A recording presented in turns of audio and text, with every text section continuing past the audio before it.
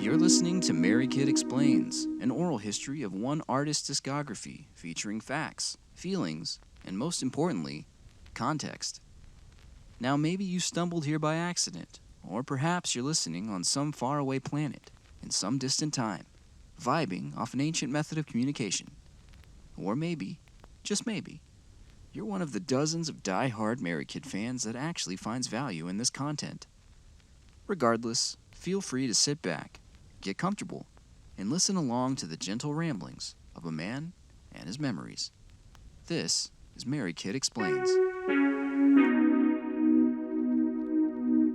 Alright, so where we last left off, just to catch it up, Merykid has been put to the side.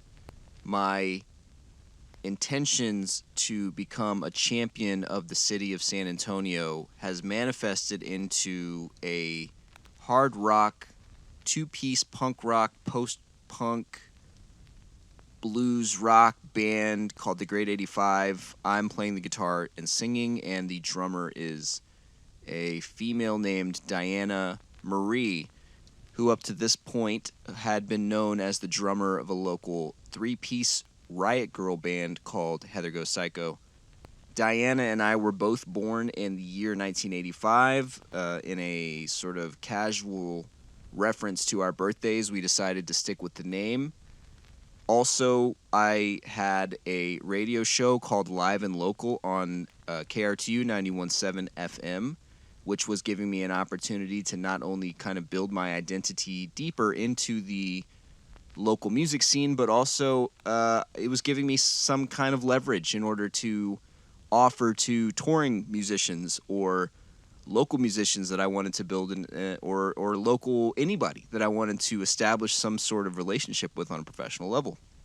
I was able to leverage this show and had this new shiny toy that was suddenly being presented in a way that was accessible to the city of San Antonio, because remember, as I spoke about also in the previous episode, San Antonio has a fondness, shall we say, for rock music, and not many other things. Well, that's not true, but rock music is part of the fabric of the identity of the city. It is what it is, and so a lot of my work had clicked. A lot of my plans, a lot of my karma, if you will, that I had sort of put into the universe, how I wanted to be attacking this challenge of creating an identity in San Antonio, but also for San Antonio. All of it suddenly presented itself in this nice little package in the Great 85. We were cool, we were loud, there was a guy, there was a girl, something for everybody.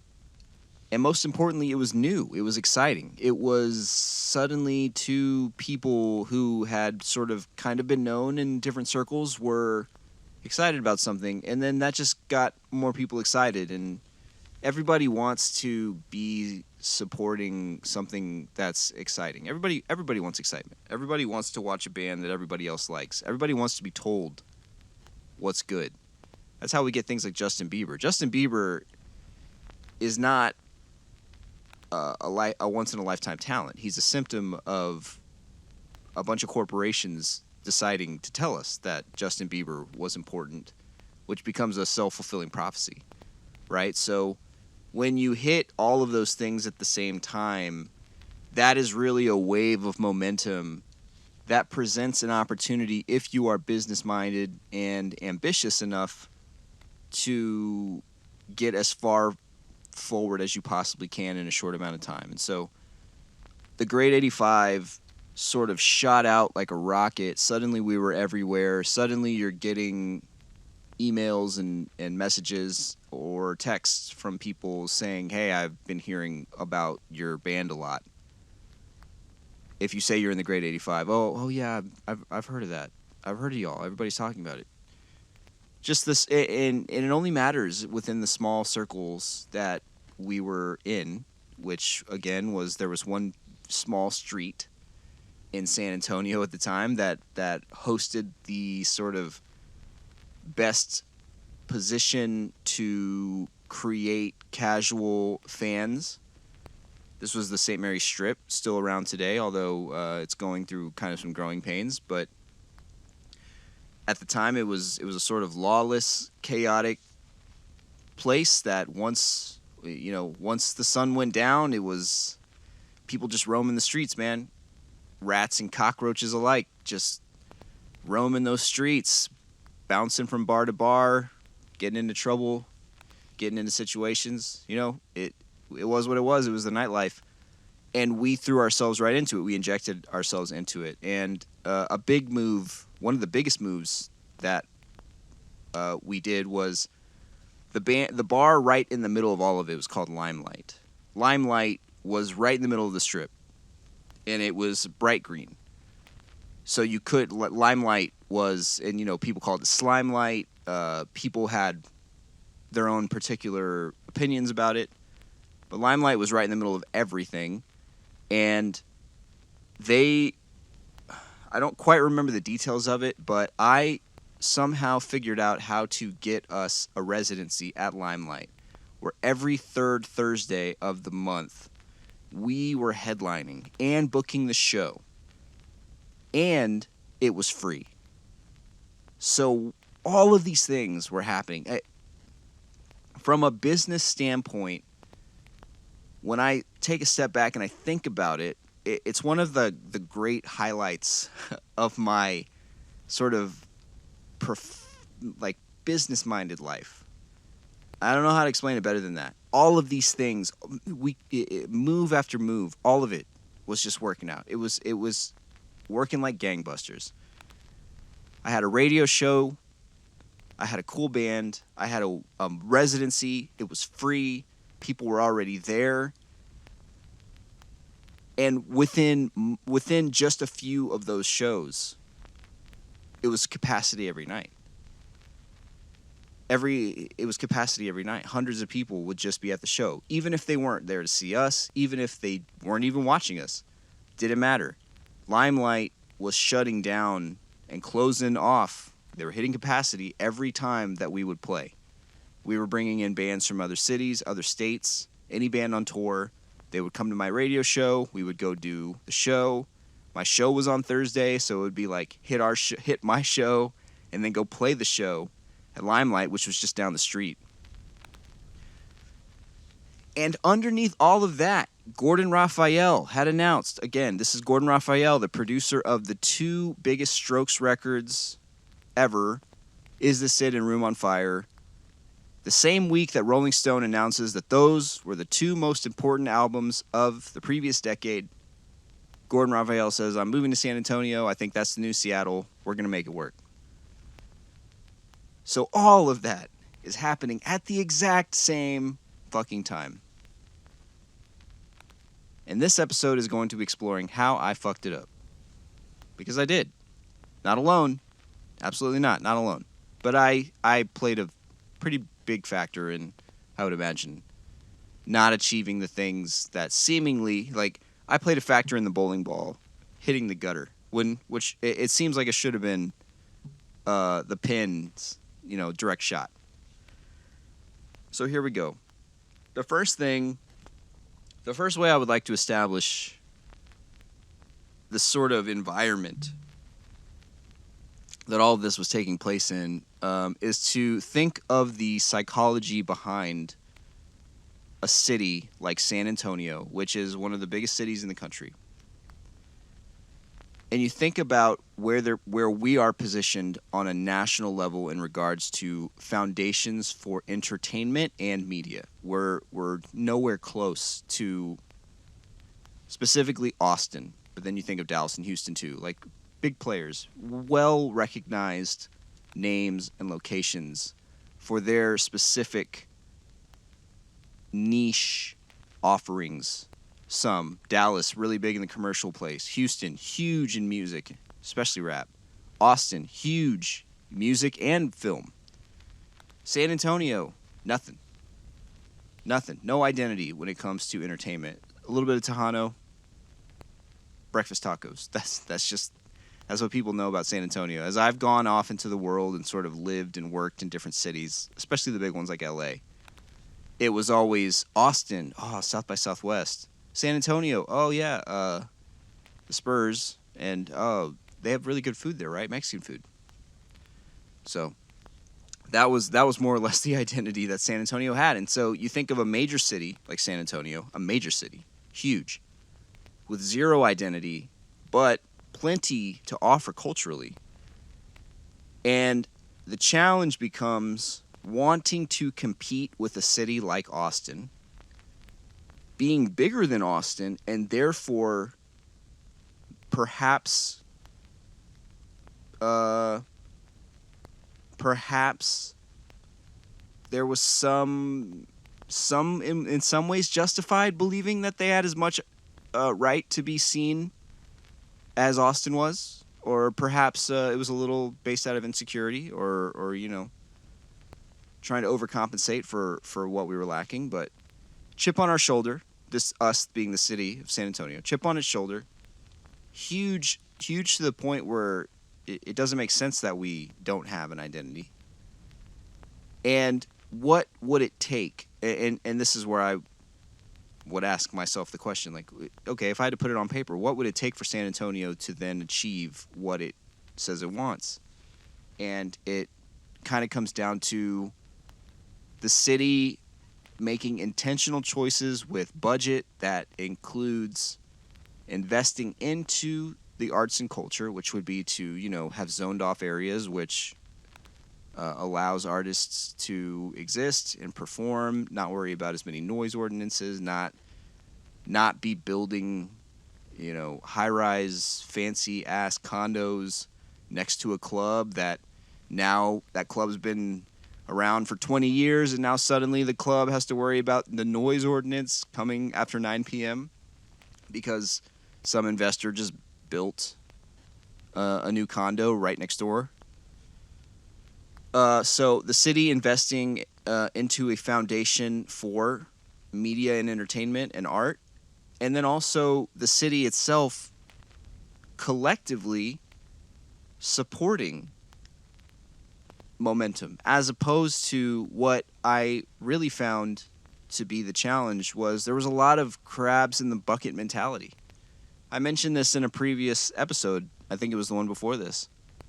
Everybody, it's not that everybody wanted San Antonio to find success, but underneath that, everybody wanted to be the one that did it. So if there was another group, seemingly, and I'll throw myself in the hat, I found a lot of resistance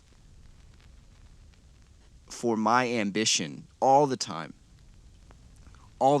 Resistance to just ideas, or even like when the Great 85 started to find its footing. And suddenly it was like all the things I'd been preaching were coming true. And then I had more reason to say, remember all the things I said would work? They're working. Look at it. Look at the shows. Look at the everything. And I started to get bigger pushback. And it came from places like the local papers, like the media. Like I started, and like other well-established bands. It was interesting. And 10 years later, which it is now, 11 years later, I have to do my due diligence to recognize where I was being targeted by resistance from people who were either hoping to have the same kind of energy and momentum, but, weren't doing it, or where was I just being a massive dick? Where was I just rubbing people the wrong way? Probably, of course that was happening too. I was young. I had momentum. I had ambition. I was absolutely arrogant. I was everywhere. I had a radio show. I was in this band that was everywhere.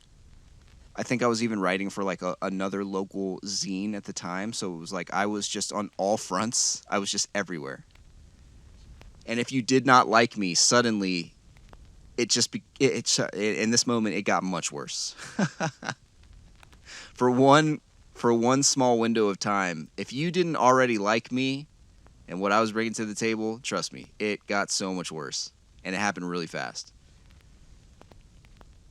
I did cover the original sort of reaction from the Gordon Raphael think tank, who within a week or so, I believe it was about 2 weeks into our weekly meeting, where I was making suggestions and saying like, hey guys, have y'all tried even releasing one press release? And then it went me making a suggestion to me not being invited back to me starting to receive messages from other people in the group who were saying verbatim, I just wanted you to know that just because the others are talking shit about you and attempting and like trying to actively stop you from succeeding, I just want you to know that I think you had great ideas. And it was like, I didn't need to know any of that, but thank you.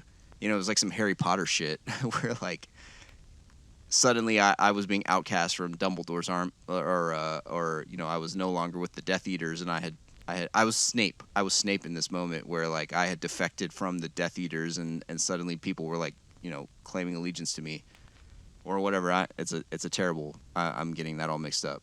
Snape was a Death Eater who I don't want to ruin it. The point was that as I intentionally grew my presence, obviously all of the things that sort of revolved around that kind of attention grew with it, which became supporters and also, for lack of a better term, haters. The haters, and my biggest hater, came in the form of I don't remember his name. And it was all happening at the same time. It's so funny. I'm remembering this right as I'm speaking it. As I started the Grade 85 and as Gordon got to the city, the biggest local paper, the one that had originally kind of like bullied me into continuously figuring out how to like get their support, that paper suddenly had a new editor, and the editor jumped right into the lap of Gordon's team. He was just as excited as I was. They released a big statement in the paper. We're all in. Like, some of you don't believe Gordon is the savior of the city. We just want you to know that we're all in. This is like him speaking as the paper. Well, how do you think that went? I made all of these decisions just to, really in a way, just to try to get this stupid ass paper to like come around on my involvement in the local scene. And then this guy comes around and become like the editor of that paper joins Gordon's think tank. And as I'm cast aside, I was suddenly it felt like it was a freaking war. I mean, I literally had people messaging me to be like, I just want you to know I'm with you.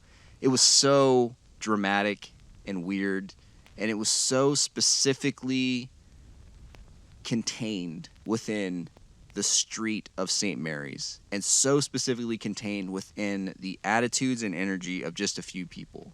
And it only mattered to the people who gave a shit, which were not a lot of us, but there were some of us. And to me, it mattered. I was just one of those people that cared.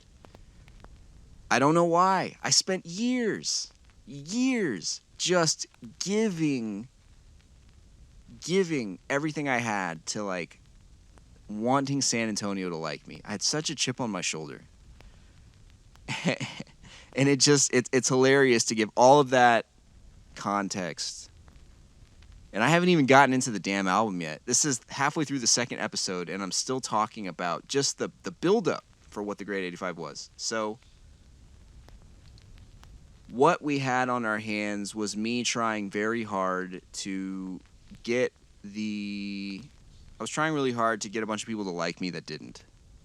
And the harder that I tried, the more present I became, the less they liked me. It was a sort of sick circle of weird energy, and we'll follow it in a little bit. So what that was doing to me as the sort of like half of this band was I was constantly and like increasingly so, I was increasingly getting more and more anxious as to why the payoff that I was looking for was not manifesting with all of the great positive things that were happening with the band. I was looking for a payoff in a very specific way. It was like a universal sort of acceptance of this guy is the guy for San Antonio. And what I was in fact getting was a very solid presence in San Antonio, a really cool band, great opportunities, fans, shows, an outlet to be creative. The sky was the limit if that was enough, but for me it wasn't. And the stress that started to put on Diana was building too. And inevitably, it just got to this place where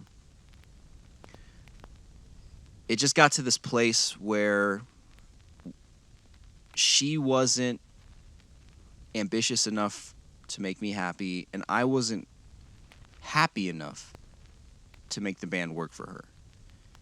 We wanted different things, and we'll get to kind of like the end of it. I'll go through the record now. So the record was called Believe It. We recorded it in April of 2011. We had started the band in August, and so we had already put together enough songs, and we were tracking a full-length record. Doing this record with Jared Stevens, who had done Magic Attic and The Raccoon. This time coming in with just her drums, my guitar, vocals, and a synth or two, and like and a drum machine. Like there was actually, interestingly enough, I was really inspired by the band Waves at the time. They had put out King of the Beach, and there were it was a very sort of like laid back punk vibe, but with a lot of sort of moments of drum beats and different effects and stuff. I thought that was a really cool mix of textures. And so Waves was actually, King of the Beach was actually a huge influence on Believe It. So here's where it all plays out. Okay, the first song, Figure It Out, all synth. This is on the Casio Tone 403 that I had described, that I bought being inspired by Alan Palomo of Neon Indian, sort of being around my circle of friends in San Antonio and just sort of always hearing what he was working on. So I bought a Casio Tone 403, and that's what you're hearing in the first track of The Great 85. The song's called Figure It Out. And this was also heavily inspired by MIA's, what's that song? Gravity is Planes Over the Sea, maybe? Really cool song. But yeah, so those two things were sort of heavily inspiring where this was going. And Figure It Out, the lyrics, what were you thinking with that upstage mentality? Is it something you were drinking? Yeah, it must be.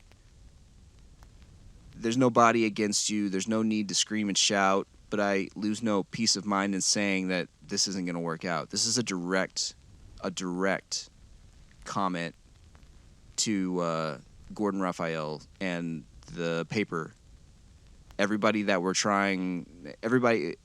so contentious, and everybody that was sort of verbally showing that they were not willing to work with me or for whatever it was. This was me directly kind of calling them out. It's just funny to me now. It's so dramatic. It's so dramatic, but it mattered so much back then. it mattered, and I always thought it was interesting, and every time I listened to that, it was just kind of a little wink, like I you know, say it to my face, or I don't want to keep getting messages of the people that are on your payroll telling me that you guys are for some reason talking shit about me, but the people you're paying are supporting me. And I was just put into this situation. All I ever wanted to do was just make music with the word San Antonio in it and have people from San Antonio be like, that's cool. No, somehow I got into a freaking turf war with like the producer of The Strokes. Anyway, so Figure It Out immediately right off the bat starts with me calling out a whole group of people who were very, very, what I felt was very crabs in the bucket mentality. I was doing my best to just find success, and they were doing everything they could to either, denounce it or just sort of pretend it wasn't happening. It's got that sort of real loose electronic vibe that was big in the late 2000s, early 2010s. And then it goes right into A Good Year. A Good Year is the first song that Diana and I ever wrote together. It was actually a jam. It was actually from a jam that I wrote playing with Alan Palomo's older brother, Jorge. He was playing the drums, and I was just jamming on the guitar. And I wrote that little opening riff, which is a hammer-on riff, which is interesting. It sounds exactly like the band. I think it's like Wolf something. The one that's like, Mother, Mother. Yeah, I don't know. Wolf Mother, maybe they're called. I don't remember. But A Good Year comes in with that riff out of nowhere, and it goes right into the sort of theme song of the Great 85. Again, we played this song on the first show ever, the one that it was just like booked as Merykid, how early it was in our career. But this was like our theme song. It was like, 1985 was a good year to be alive, because all this new shit is kind of bringing me down. The iPhone had only been around for a couple years, and social media had only been around for a couple years, so all of these things were still fresh and new, and it was just at a point where people were starting to have their own opinions on it. So 1985 was a good year to be alive. So all this new shit is kind of bringing me down. It was just, it was cool. It was dismissive. It's very, very punk rock, very fast and loud. And just had so much fun. These songs are so fun to play. I never got to be loud like this. I never have since. So these songs were so fun. Next one. Okay, so the one thing that I forgot to mention about Believe It, the whole perspective of this as I'm writing it, because remember, I'm like writing the lyrics and I'm writing the music, and I've just come off the concept of doing the Raccoon, this big concept record, and Jared is the one who produced it. So right off of, in the same mental space as that, I just came up with this concept. What if every song on our record was written from the perspective of a person who was living in 1985? Such to say, if you woke up in the year 1985 and you were living in San Antonio, this song would be highly present, if that makes sense. Save the first song, A Good Year, which is our theme song, which kind of, that's like the opening song to like the 30-minute TV show of the Great 85. But so the point, after A Good Year, it goes right into the first kind of skit, which is News Report circa 1985, and it's it's just like a clip of a news report talking about, at the time, the last time it had snowed in San Antonio was 1985. It was a major catastrophic event. It's 2022 now, and we have gone through much worse in regards to snow. And that's actually been covered, interestingly enough, that's been covered in another album of mine. But at the time, in 2011, 2010, when we were writing it, San Antonio had not gotten any snow in decades. 1985 was the last time that it had snowed in an impactful way. And so we found I found a bunch of old news clips from that specific moment, and so right just goes right into where it's like talking. It's like a clip from The Mayor in 1985, talking about the processes that it takes to clear the streets, the major streets of San Antonio with all the snow. And then it goes right into arguably the song that we were known best for. It's called The Great Snow of '85. Again, remember, this is an entirely conceptual homage to living in San Antonio in the year 1985. So the song Great Snow of '85, I was always really proud of these lyrics. You stare out your window and what do you see? The sun shining down through the ice in the trees. Temperature harbors about 30 degrees. Such a heavy silence. It's hard to believe that if you knew then what you knew now, you'd know that this would be the last time there was snow on the ground. A poem of sorts, really.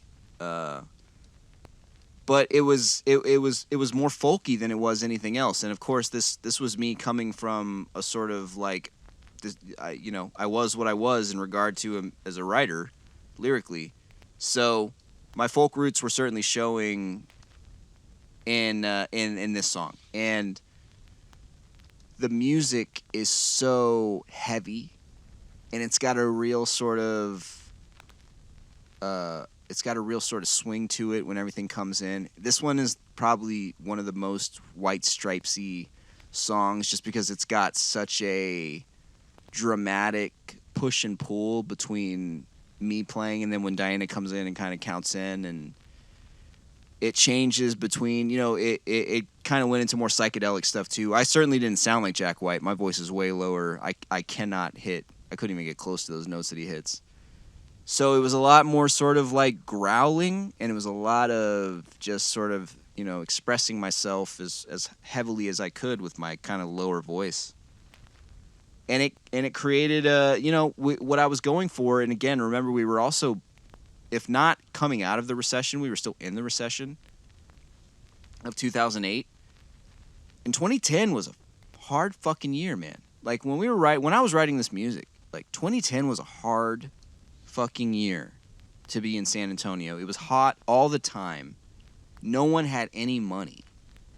And this was exactly how I needed to express myself. So a lot of yelling, a lot of loud sounds, effects pedals and distortions, multiple distortion pedals, feedback, a lot of this shit. It was great. It was so cathartic musically. It was very, very satisfying to be making music that aggressive and that loud.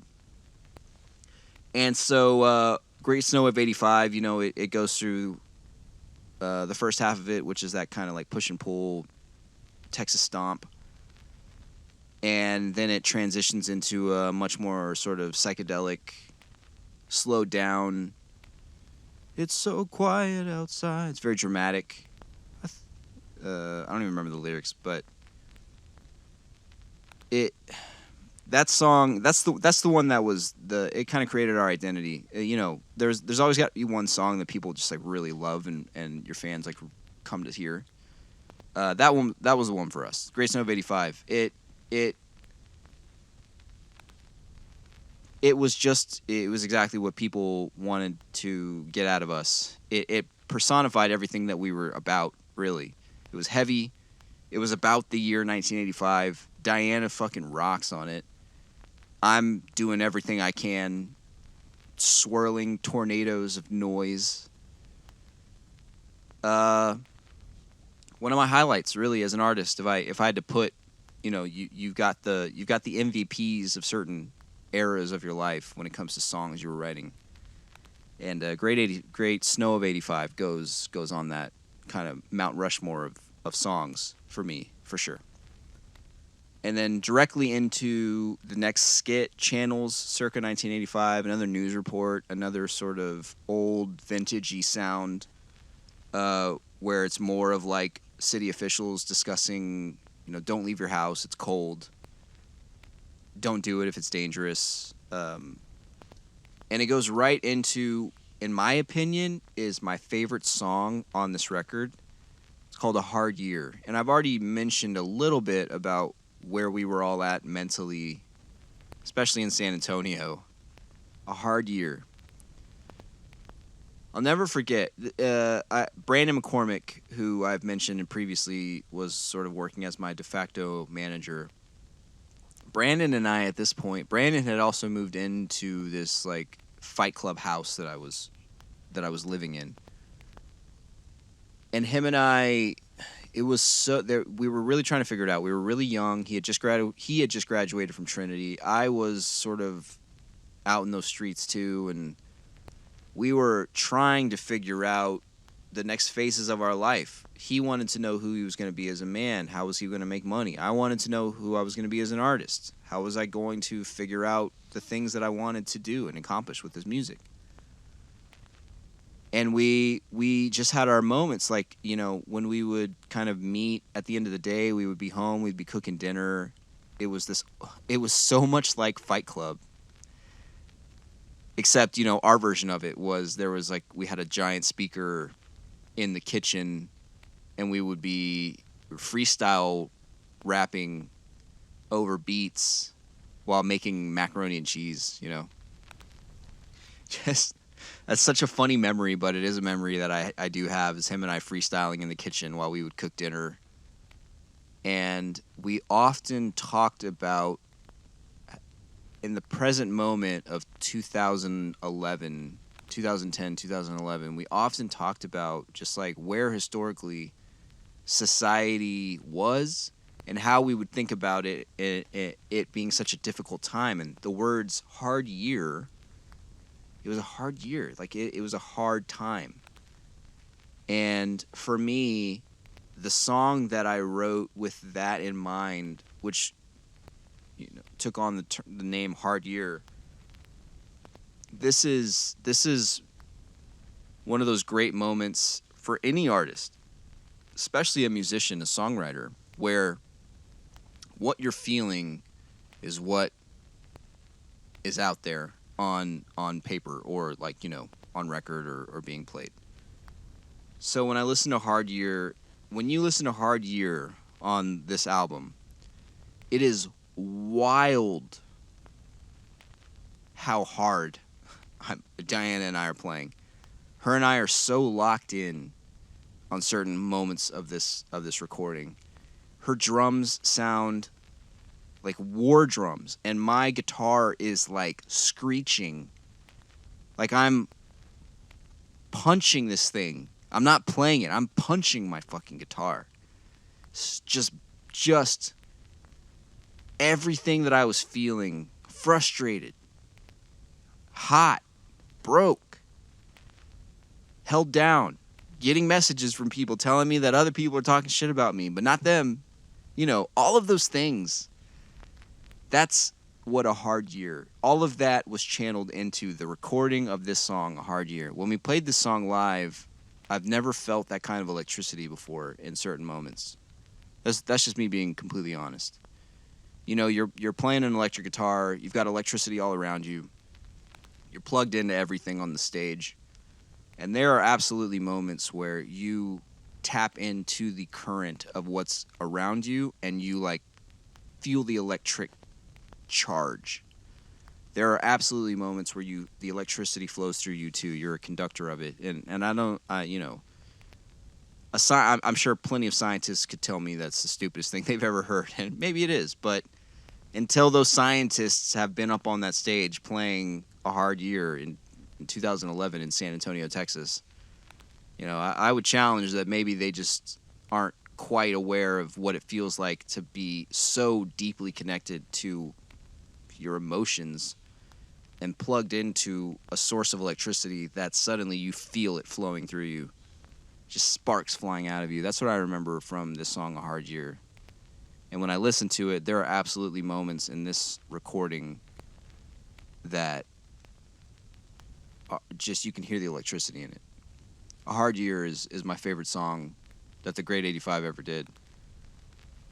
Great Snow of 85 is the best song we did. Hard Year is my favorite one.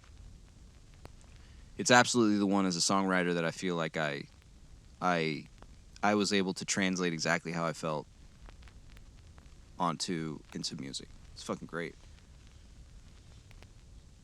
The next one is another blurb. This is really funny. So this is audio that I took from Taco Taco. It's a restaurant in town. It's well known. It was featured on the Food Network several times. I was eating a Taco Taco, and I was just I caught the ambience. I don't know, the ambience of the room. Just a lot of people talking, and then I wrote a little speech, very generic, and that's actually Diana speaking, and it's supposed to feel like you're at a sort of local community event where a politician is speaking, and there's just a couple of people muttering around, and she's muffled because her audio sucks. You're not really hearing what she's saying. It's just vague platitudes about hope and whatever.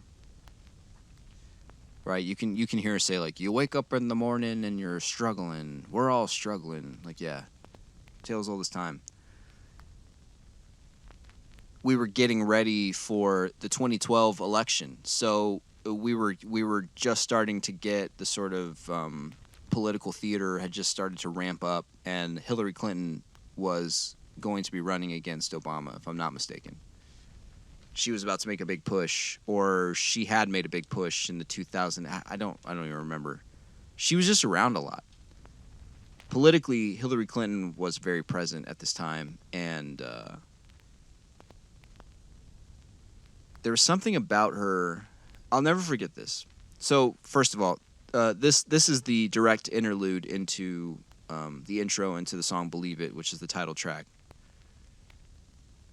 And I actually also have to take back. "Great Snow of '85" was a song that people really loved, and it had a lot of energy. "Believe It" is the one that that was the one. The title track of the song. "Believe It" was it sounded like a kind of 90s-ish alt-rock song. People would sing it at shows. Like, it was I've never experienced anything like that before. I've never played anything with that much energy, so like it never gave people a reason to sing back, you know. Nobody wants to sing back to some like weepy-eyed folk song about slowly dying from an autoimmune disorder. I've come to find out they don't. Turns out people don't want to do that and also have a good time. But the song "Believe It," I wrote the lyrics about distinctly about watching a speech from Hillary Clinton around this time. "It wasn't the first time I saw you, but it was the first time I was tuning in. Like, I was, you said the future's looking bright. You said the future's looking dark now, and you said it with a grin." That's what it was. And it very much was that. It was just like watching a politician smiling from ear to ear, telling you our country's dying or whatever. Which 10 years later, it's just exactly the same thing. You can just feel the great joy that these political puppets get from telling us how fucked up our country is, which it feels like it is more than ever right now. As since I wrote this song, we've gone through, I don't know, 2 more, maybe even 3 more recessions. I don't know, I can't. You lose track at a certain point. But at the time, being young, being politically naive, and really just sort of reacting off of emotion, watching Hillary Clinton talk about the country falling apart with her sort of like plastered Joker smile, there was something very off about it. It made me very uncomfortable. And so the lyrics of this song are directly in relation to how I felt listening to Hillary Clinton give a speech. Don't tell me that you believe it. That was me talking to her. All the shit she's saying, the country is doomed and falling apart. She's the only one that can help us, and it's just me saying back, like, don't tell me you believe that. That's what it was. The music itself, interestingly enough, this is a fun little tidbit. This is not meant to be a slam at anybody who I'm about to mention, but this is the truth. In the moments way back when I was in the band, before Merykid, I was in the band Window, and remember we had gone off to play at some showcase for Atlantic Records, and the guy who was there had presented them with the option of, you know, losing me in order for them to keep working together, and they considered it, but then they had a great big meeting to tell me that they considered it, but they didn't do it, and I should be grateful. And my response was like, "Oh, cool, I quit." In that sort of time where everything was transitioning, in that transition time, I met with the guitar player. This was Jimmy, who also played guitar on the Raccoon. Jimmy being, and I've mentioned it before, Jimmy being one of my musical soulmates. Him and I were in an instrumental band. Him and I were in a math class together when I was a junior and he was a sophomore, or I was a senior and he was a junior. That's how I met him.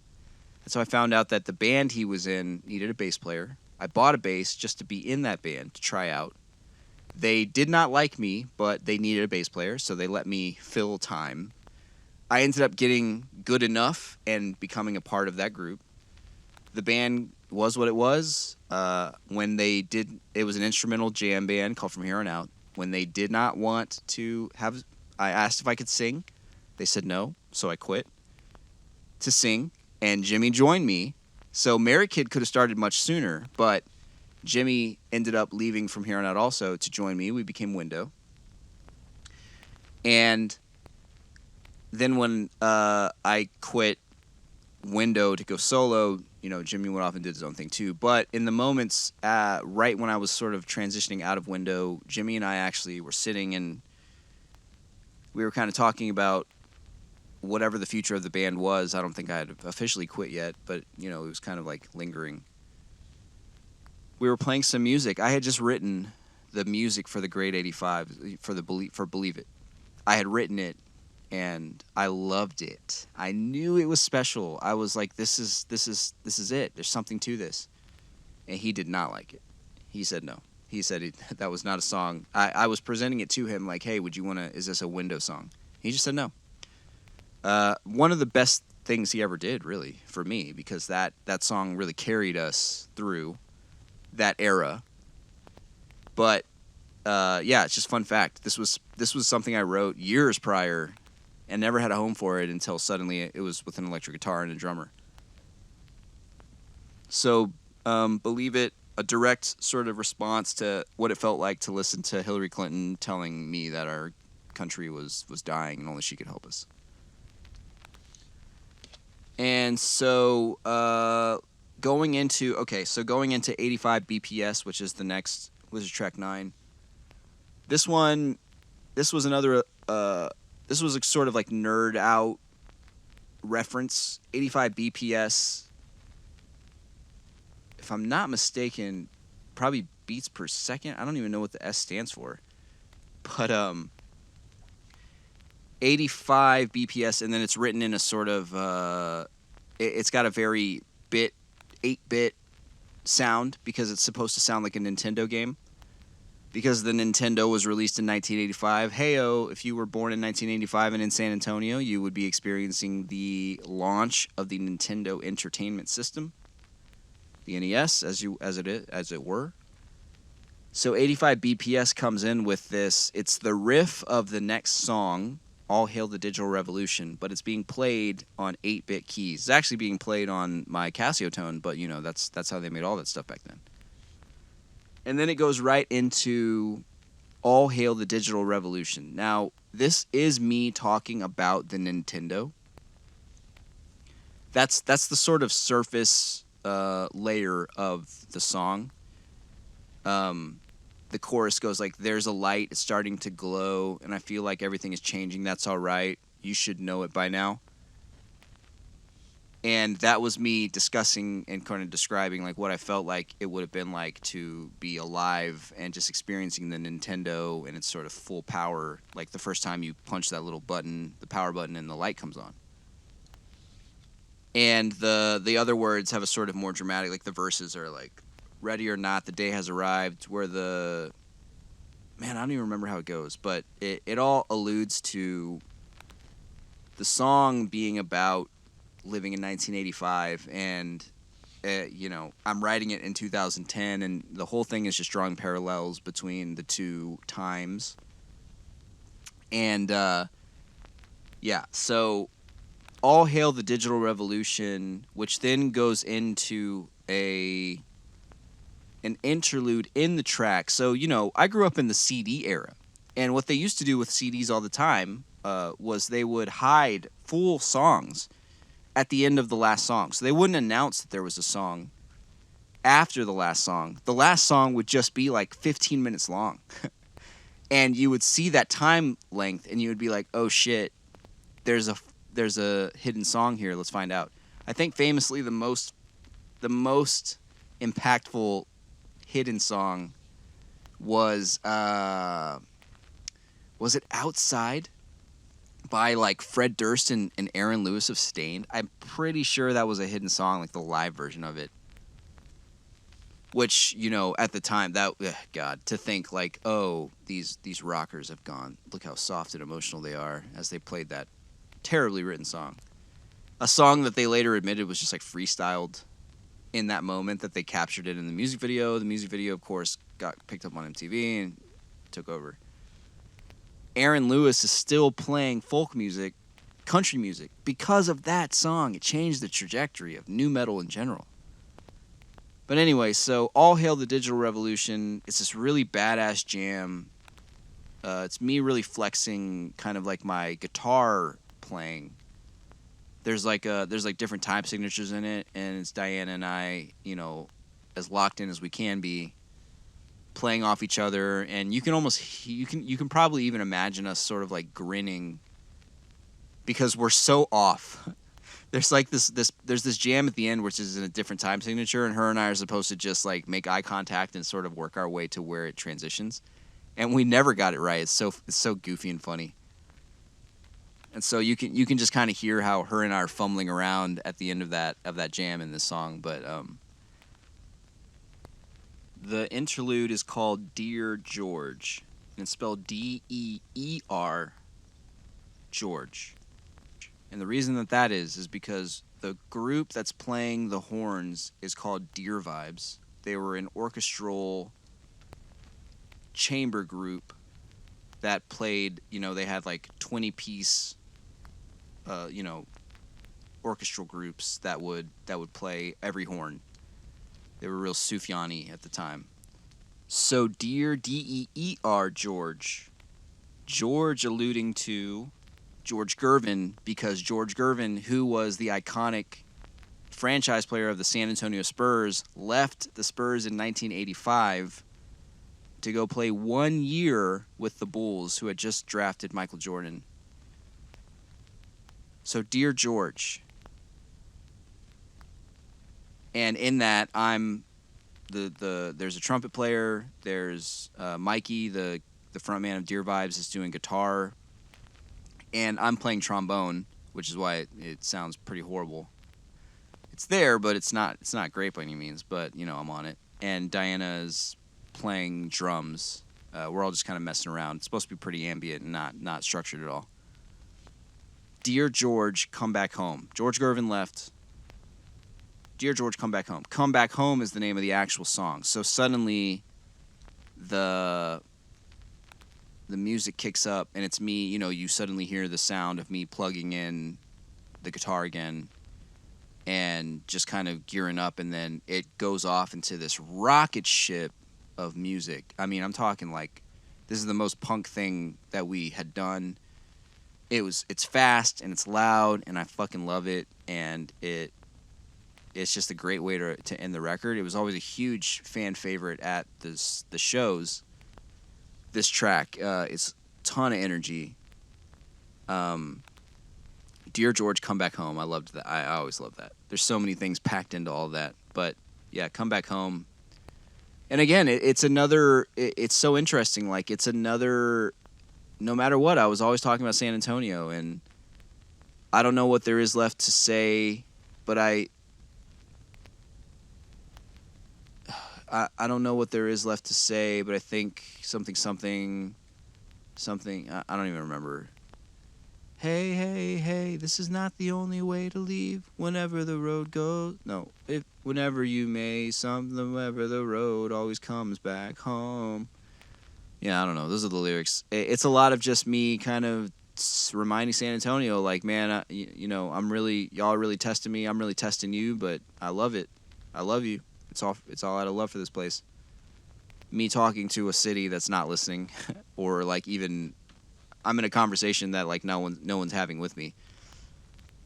Was it delusional? I don't know. Yeah, maybe. Maybe. But hey, we all have the thing that gets us out of bed, right? For me, it was trying to save the city musically. Dear George, come back home. And so the record ends. It's about half an hour. It's got skits. It's got drum beats. It's got songs about leaving. It is exactly the raccoon. It's the raccoon exactly. Right down to it. I made a blueprint for the raccoon, and then I did the exact same thing with different instruments on the Great 85, Believe It. Some people have caught that. Brandon McCormick caught that. I think a few others have kind of mentioned in as time has gone on, like, hey, those two records are pretty similar. And then it goes, hey, those records came out within like 4 months of each other, and it was like, yeah. It's funny to me now, just kind of creating my identity as an artist. And so the Raccoon and the Great 85 Believe It are very much brother sister, very much two sides of the coin. Wildly experimental, wildly conceptual, wildly expressive. Just pieces of me, man. Pieces of me. That's who I was as a person. That's who I was as an artist. That's how I felt. That's how I expressed it. The color of those projects that I visualize being just like thrown onto a paper or like painted onto a canvas, right? Like if my life were a canvas and the color of the Raccoon and the Great 85, that one section, which are immediately like they're connected, like the timeline has these two right on each other. It's the most me I feel like I've ever been, because I wasn't asking for permission for anything, and I wasn't trying. With the Raccoon, I was walking away from something, and with the Great 85, I was inviting everything in. So, like, two very powerful places of confidence, and I'll stand by it. The production quality, it's not there all the time. We still weren't quite figuring out how to get high quality stuff out of like home recordings yet. But the quality of the art is in those records for sure. And I'm so proud when I think about what was being made and like what was being tracked. I think about the work I was doing with Jared. It is very I look back on all of it very fondly. That's what I'll say. The music aspect of it. And so that record was put out. Believe it. We tracked it in April, and we had a release for it in June or July. By the time the album was released, this is our CD release show. It's at Limelight. It's on one of our nights. We're promoting the shit out of it. Without getting into too many details, but sort of keeping in line with the way I had described the energy had already started to shift between Diana and I. By the time we did the CD release show, Diana and I could not even stand to be in the same room together. We were no longer talking. We were fighting a lot. We had just how do you explain being thrown into something that moves so fast and sort of like learning as you go who the other person is, right? And even in the best of circumstances, there's going to be hiccups, and there's going to be moments to work through, which I think like we were capable of doing. But you add in the pressure of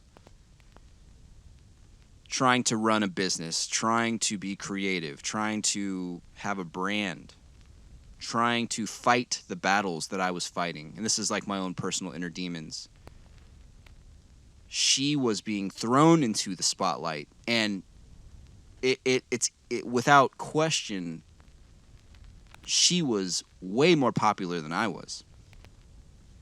People loved her. People came to the shows to see her. And like I told you, she was very smart. She was very ambitious in her own right.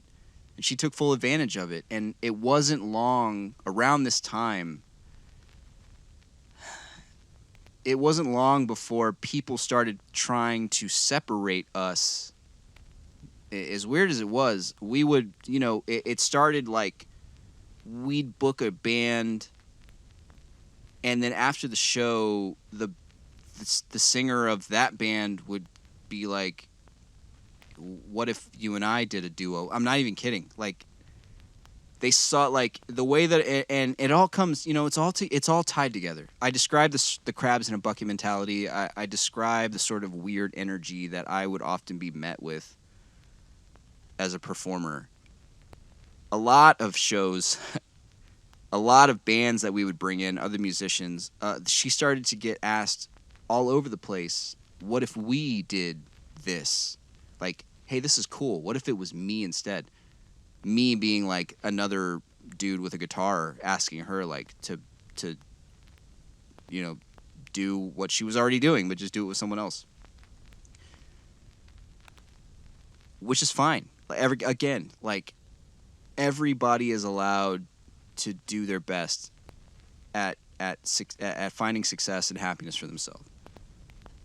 The problem is that the lifestyle that Diana and I were leading at the time, which there's no easy way to say it, man. Like, when you're out playing these shows, you're drinking, you're not sleeping, you're carrying a whole bunch of shit, you're out too late, there's drugs, there's questionable individuals, there's questionable choices being made. You're seeing the worst, really, of people. It always starts fun. Good times, drinks, everyone's young, we're gonna live forever. But just like anything else, like the cracks get filled with like intentions, like poor intentions or boredom. Her and I had a lot of plans. Most other people didn't. They were just sort of existing, and it was like guys would come to the show hoping to meet her and establish whatever they were trying to establish. Other musicians were coming to the shows trying to figure out how they could get what she had brought to the table, but use it for them. And she, bless her soul, like, she was so loyal to the band. She said no to all of them. She didn't, and maybe she just didn't have time, because she was like doing a full-time job, and we were all, the Grade 85 took up a lot of time. So she was still trying to like write it out as much as it could. So she said no to a lot, but it got harder for me to then like want to book bands knowing that they were actively trying to like break up the Grade 85. On top of that, so that's how that started. And then like once she had kind of established that she wasn't going to stop playing with me and play with the others, then bands started, if you can like remember this, then bands started booking Heather Go Psycho on their shows instead of the Grade 85. Like, it got so weird. And really, maybe it didn't. Maybe the cream rises to the top, right? And so people saw Diana and decided that was the value of like the entertainment aspect of it. And I have no qualms of saying that it probably was entertaining as hell. There's a few videos on YouTube of us, and she's the whole package. She's the whole package. And she was willing to stick it out with me because we had gone in the trenches, and we knew that we were sort of riding a golden goose. It got a lot of attention, good or bad, positive or negative, didn't matter. It, people paid attention, which meant that eventually the right people would be seeing us. That wasn't the hard part. Every show we played led to more people asking us to play shows. Every city we went to resulted in asking us to come back. We as a band had it. That intangible thing that makes people want more of it. We had it. But who we were as people and who I was, what I wanted, who she was, what she wanted, what she was being offered, those things are what starts to chip away at the foundation of something if, like, you're not confident in it. I wasn't confident. You know, we were young. I had a huge chip on my shoulder. And I was just seeing what felt like to me, I was becoming so paranoid, left and right, hearing, you know, at first she would tell me everything that other bands were saying. Like, she would hear things and she would just kind of come bring it to me. And it just, like, fed into my paranoia more and more. I stopped liking other bands. I stopped liking so many of the bands that were just, like, around us. I stopped liking all of them. And at this point, it had been months since I was sort of dealing with little shots. The paper would, every week, the editor of that paper, who was, like, in Gordon's circle, would put out an op-ed in the music department. And you know, there would always be these little shots of, like, oh, this week's White Stripes ripoff of Du Jour, blah blah blah. Like, you know, they would never mention us. They would never call us. If we did get put in the paper, our name was spelled wrong. You know, we'd be called the 85s or like the Green 85s or some stupid shit. Like, you know, it's just things they're just things I know. When you're looking for it, they were there. The CD review, a friend of mine was asked to review the album. She asked if she could review it. She didn't know anything about it. And wouldn't you know it? So, and like, your paranoia starts by kind of noticing things, but still kind of thinking, like, I might be crazy. But then, for instance, like, the paper, she reviewed the album. It came out 4 out of 5 stars or 5 stars. I mean, she gave it a great review, and then suddenly it disappeared. And, you know, suddenly I'm looking for it and it's not there, and it's not in the issue that got printed. And I remember reaching out to her. I think I ran into her at a bar, like, around that time, and it was pretty late in the night, so she had some drinks. So when I actually brought it up, she kind of, like, hesitated a minute, and she just goes, "He made me pull it. He said that he didn't think the album was good enough to get the review I gave it." These are the things that only I was told. Nobody else cared. Why would anybody care? It was only important to me because I was a crazy person. I was a crazy person. Like, I became like Russell Crowe in A Beautiful Mind, where I was, like, drawing lines and symbols between, like, my connection to, like, oh, this thing was written in this article referencing this, and this is directly related to blah blah blah, and, like, you know, years worth of me, like, conspiracy theory painting a picture of how I was being, like, singled out by all these people, right? Like, a crazy person, a motherfucking crazy person is what I had become. I became crazy because I was so insecure and so exhausted and so just completely, my motivations were gone, completely skewed. So all of that to say, by the time the album got released, Diana and I were not even talking. When the shows were booked, we'd show up. We were actually so good as a band that we would just show up and play.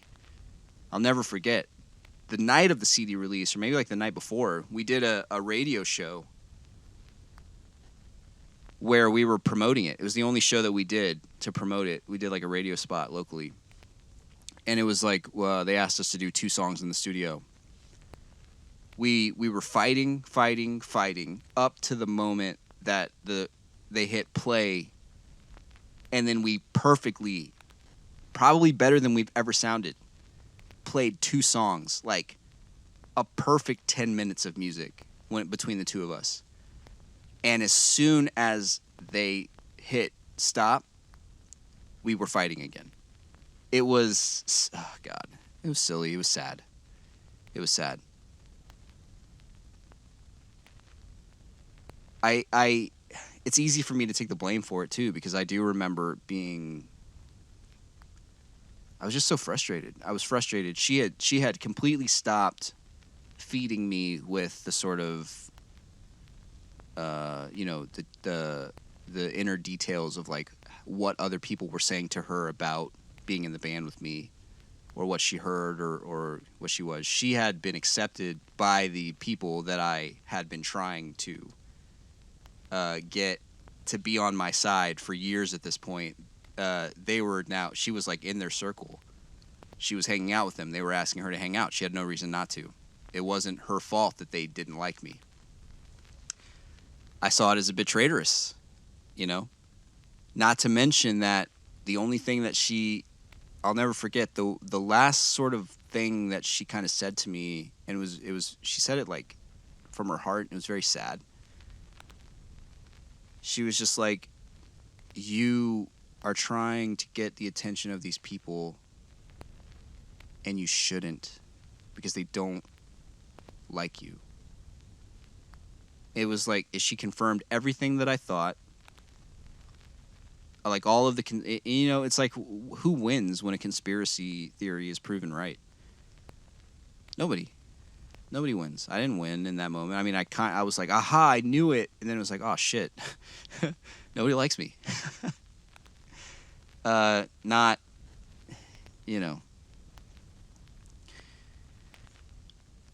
I was never happy. It just got to that point, man. I didn't know what I wanted when I thought I wanted fame, success, attention, momentum, a bigger name, more presence locally. I didn't know what that meant. I thought it meant financial and artistic foundation and freedom, right? You think it means you're going to be the next White Stripes. But what it really amounts to is a lot of late nights, your body's hurting, you gain a shit ton of weight, you're drinking, you're eating food after, you're unhealthy. You're fighting with the people that love you. You're not talking to the person that created the thing. Let me put it this way. We put out the record in June of 2011. We played a few more shows after that. Each one of them was more contentious between her and I. Our relationship was completely gone at this point. I think the end of the band came completely unceremoniously when we got booked to open for some guy. He was the younger brother of one of the guys from Mars Volta. They were from El Paso. It was going to be the biggest show that we had ever played in San Antonio. We got booked to open for him, like directly open, and she just didn't show up. And you want to talk about a slap in the face? I mean, it was so embarrassing. And I don't even know how I would have done it. Maybe I texted her, maybe I sent her a voicemail, but I was like, we're done. This is it. It hurt. It hurt both of us to be even in the same room together. It was tough. It was tough. In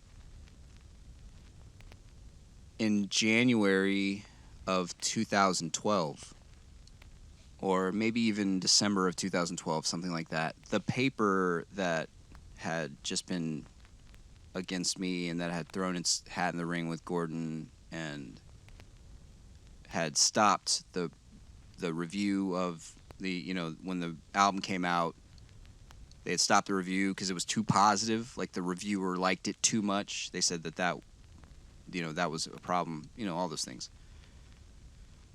They did their year review of local music, and a writer who had just come on to the team, he did the top 10 full-length records, and he did the top 5 EPs. And the top album he gave to the band Education, who had it produced by Gordon Raphael, right? Why? Of course you do. You don't. There's nothing else that was even close to it. That record's okay. I mean, it did not move the needle. It certainly didn't create a new Seattle. Education didn't blow up. They never left. I don't think they even released another record. Whatever. There was a couple guys. They had a good opportunity. Gordon came in. It all worked out for all of them financially, and I'm sure Education, I do remember them having a lot of local clout at the time, but as a band, they never did anything again. So, you got to imagine that the Gordon think tank, again, dropped the ball on that investment. But they got the record of the year. But underneath that, the EP of the year, The Great 85. There we were. We didn't get our fucking review when the album came out, but this writer who had no knowledge of any of the weirdness between, and he later, I met him and talked to him later, and he told me that he had just been given complete free reign. Nobody else wanted to do it, and he was like, I'll do it. There we were, the number one EP, and in fact, he even says in his statement that he liked our album better than the Education one.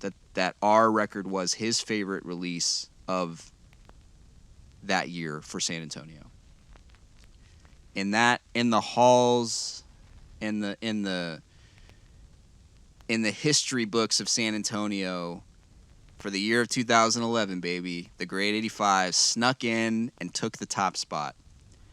And in that article, in that little blurb, that paragraph that he writes about the record, it ends with the announcement that the Great 85 had broken up. That's how we had announced it. That's how we did it publicly. So think about all of that. Think about the journey of this point. Years worth, albums worth, all of my choices made trying to get attention and clout and accolades from the city of San Antonio.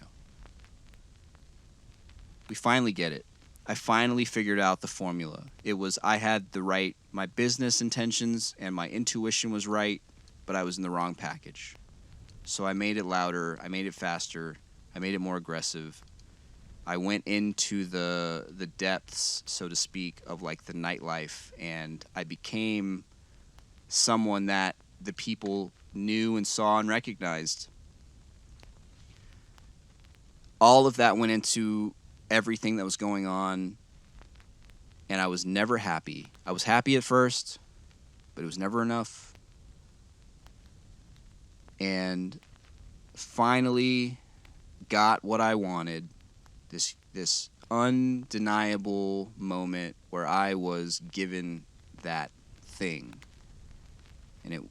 And not only was it, again, with the announcement of the band is broken up, because I had likely driven us apart due to my insanity. But I don't know. In hindsight, I think about how skewed it is that we search for this surface level acknowledgement. Not to get so existential here, but it's like what I remember feeling is like when we got that award, what I felt mentally was, who gives a shit? It's not enough. It's a local San Antonio paper. Who cares? It's not Rolling Stone. It's not Pitchfork. Those were the thoughts. That was my reaction to it. Who cares? It's not enough. I couldn't even recognize that that's all I'd ever wanted. I couldn't even recognize that that is why I had become the person I had become, was to get that. And when I did get it, it didn't even matter. Like, I wasn't even the person anymore that wanted it. I don't even know what it meant.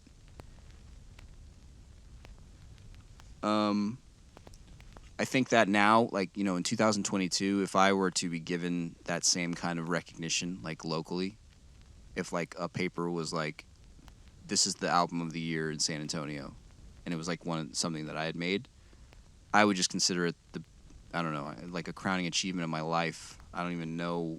I don't even know how that type of thing would happen. I don't even know what miracle would have to take shape in order for those words to ever be written again. But yeah, and that's one of the great life lessons that I had that I've held on to, is that when I got that thing, the person I was and had become didn't even think it wasn't enough anymore, which meant I was never going to be happy. Diana,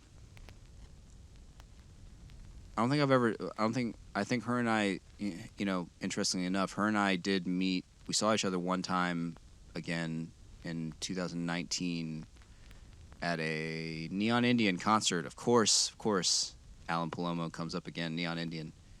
That's the only other time her and I ever spoke. It came in, it came out. It was very punk rock. It was very rock and roll, man. It was fast. We sort of came into each other's life within a very short amount of time. We were everywhere, and then not that much time later, it was over. It was a wild ride, and when I think back on it, it's like I couldn't have asked for more, really. I mean, of course I could have, but we got what we got. Basically 1 year. It was wild. The time was wild. 2011 in San Antonio, in America, in the world, was wild. Late nights, those are like where the memories are created. And if there's one thing that any person should take away from listening to this part of the story, this kind of like sad, reflective part, it's that the present is the only thing that really matters. Like, it's those moments you're making that stay with you.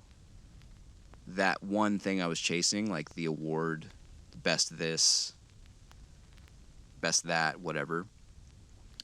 That shit, that didn't. Who cares? There was another one, another year, and there's been 1,000 more since then.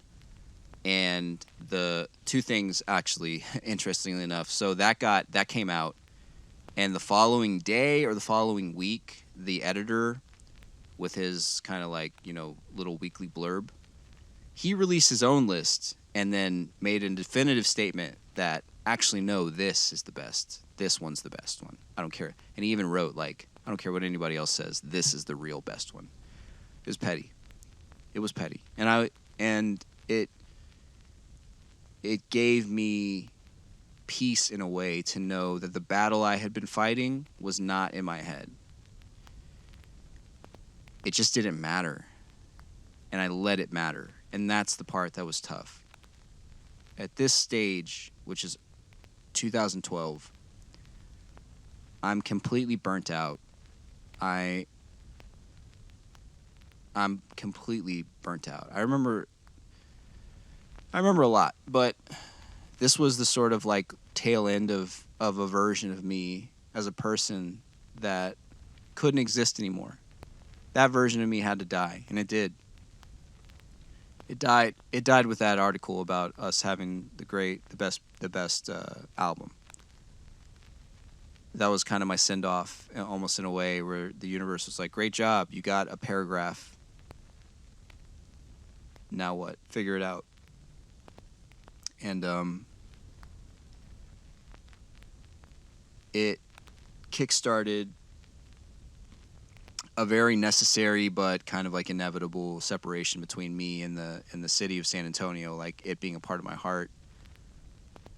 That it would take a long time, honestly, to recover, and it never was the same. I was just never that young or idealistic again. And finally, I was willing to accept that whether or not it was San Antonio's fault, or most likely and realistically it was my fault, but I was able to accept that I just wasn't what San Antonio wanted or needed.